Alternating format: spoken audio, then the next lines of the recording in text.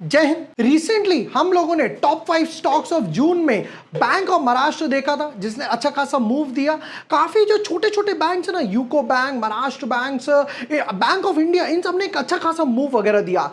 Ujjivan bank, काफी लोगों ने पूछा कि भाई और कौन सा बैंक है, तो आज इसी टाइप के एनालिसिस आपके साथ शेयर करने वाला हूं।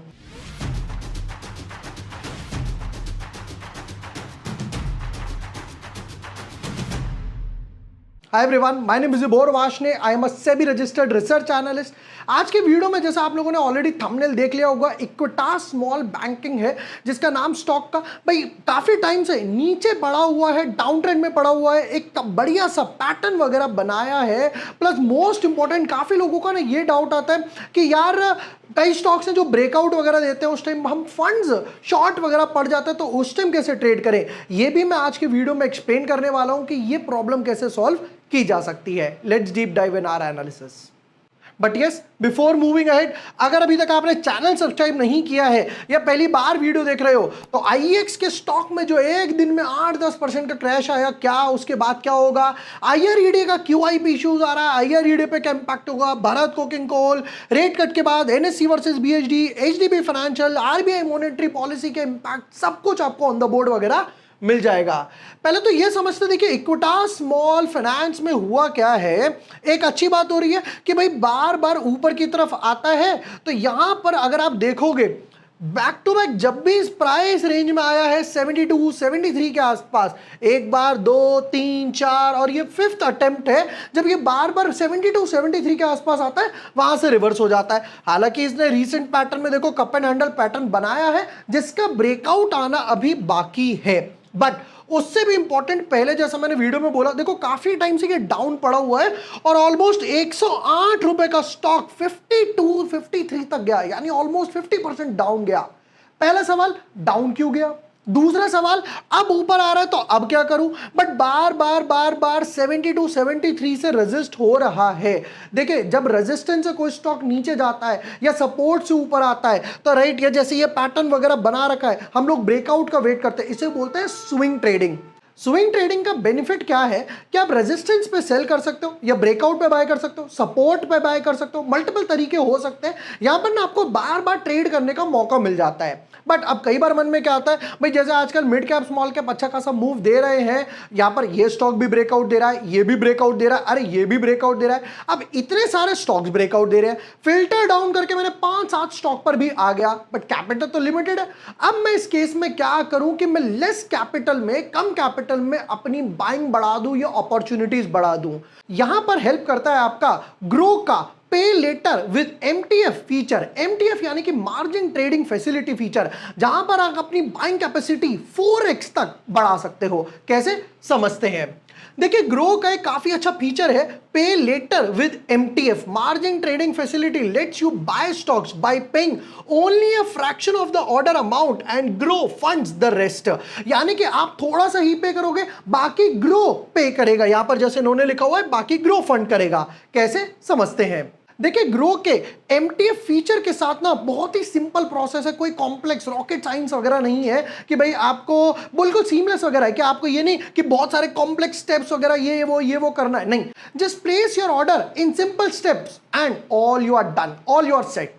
कई बार हम लोग ना फंड्स पे बहुत शॉर्ट होते हैं, मान लो मार्केट मोमेंटम में है, ब्रेकआउट वगैरह दे रहा है और मेरे पास फंड्स वगैरह ही नहीं है, राइट, बिल्कुल फंड्स वगैरह नहीं है, तो ग्रो का जो कैशलेस ट्रेडिंग फीचर है, जो कि मोस्ट प्रोबेबली इस मंथ के एंड तक आ जाएगा, वो आपको शेयर्स बाय करने देता है जब आपके पास कैश वगैरह भी नहीं है।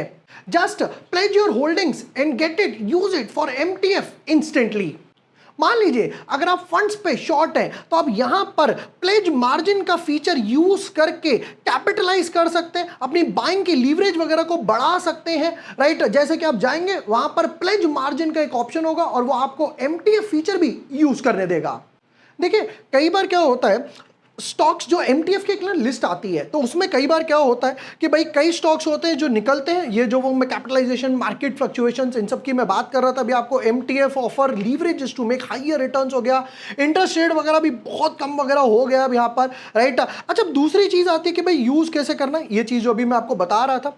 अब एमटीएफ की ना एक लिस्ट आती है, कई स्टॉक्स उसमें ऐड होते हैं, कई स्टॉक्स उसमें रिमूव होते हैं, निकल जाते हैं। मान लीजिए आपने कोई स्टॉक ऐसा ले रखा है जो उसमें ऑलरेडी लिस्ट में था, बट अब वो स्टॉक लिस्ट में से एमटीएफ की निकल चुका है। अब हो सकता है भाई इस केस में मेरा स्टॉक जो वो लिक्विडेट कर दिया जाए, तो उस केस में आप पोजीशन टू डिलीवरी कन्वर्जन का एक जो फीचर है उसको यूज कर सकते हैं, तो आपकी पोजीशन बची रहे।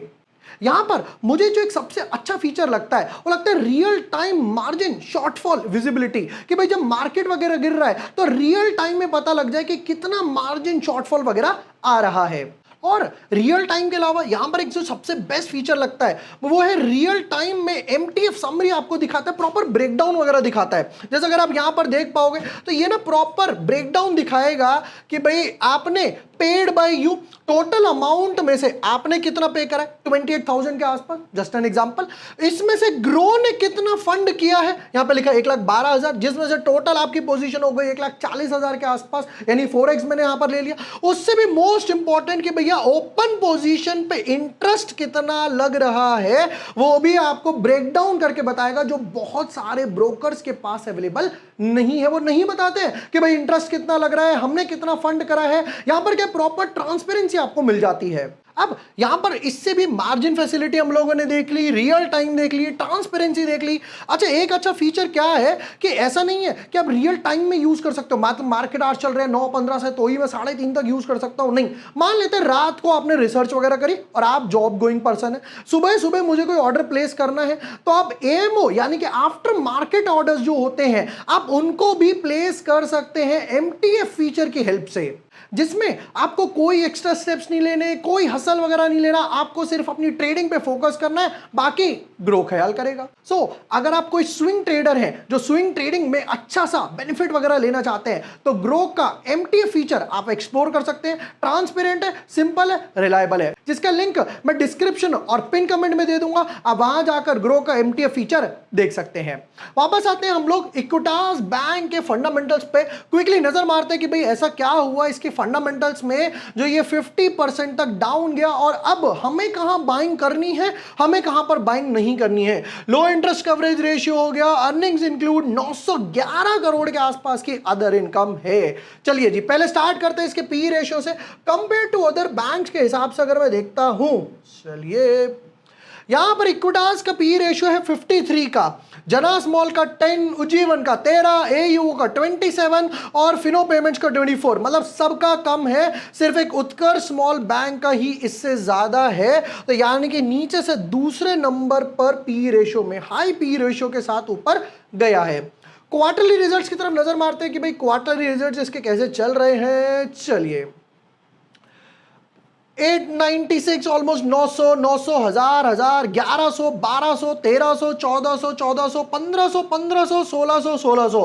तो कॉन्स्टेंटली धीरे धीरे 1300 से 1400, 1400 से 1500, 1500 से 1600 बढ़ रहा है। एक्सपोनेंशियली नहीं बढ़ रहा, धीरे धीरे लीनियर वे में रेवेन्यू यानी कि सेल्स वगैरह बढ़ रही है। बट मोस्ट इंपॉर्टेंट है प्रॉफिट और एनपीएस। देखिए मैंने उस टाइम भी आपको बताया था कि जब भी आप कोई फाइनेंस का स्टॉक देखते हैं, जैसे आईआरईडी की वीडियो में बताया था, हमेशा एनपीएस पे नंबर पे फोकस करना है कि वो नंबर जो पैसा दे रहे हैं लोन के रूप में पर वापस नहीं आ रहा, डूब गया, मर गया। जैसे हम कई बार अपने दोस्त को पैसा देते हैं फिर हम उसके पीछे भागते रहते हैं, तो ये एनपीएस वही है बैंक जिनके पीछे भाग रही है नीरव मोदी टाइप सा।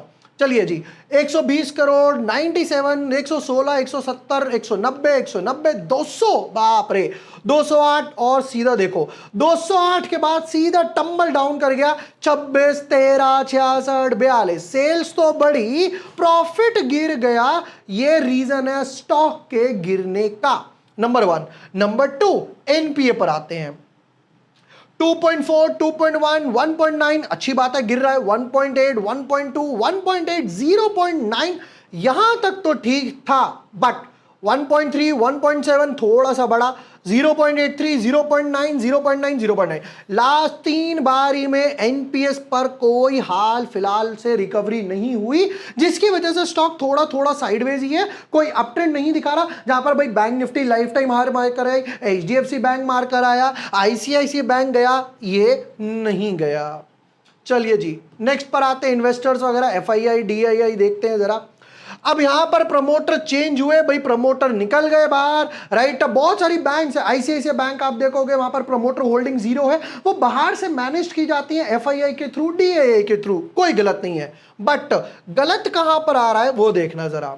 पब्लिक होल्डिंग थी 6, 34, 35, 37, 34, 35, 34, 39, 40, 40। तो ये जो पब्लिक की होल्डिंग बढ़ी है 30 से लेकर 40 तक, ये थोड़ा सा ट्रबल कर रहा है। और जहां पर एफआईआई ने 19 से लेकर 16 घटाया है। एक ब्रॉड टिप हमेशा याद रखिएगा, जितना पब्लिक का होल्डिंग बढ़ेगा उतना स्टॉक को स्ट्रगल करना पड़ेगा ऊपर जाने के लिए।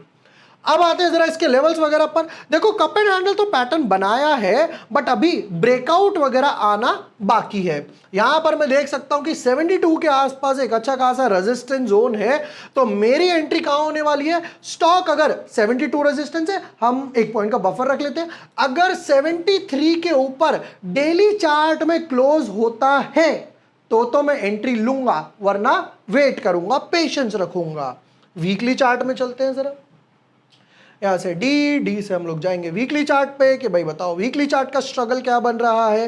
पैटर्न बना तो है मल्टीपल इनसाइड बार, बट यहां पर 1 मिनट, बट यहां पे ना अभी देखो ट्रेंड लाइन का भी मुझे लग नहीं रहा कोई ब्रेकआउट आया है। वहां से भी अगर आप एक फ्री हैंड ड्रॉइंग डालता हूं, 1 मिनट,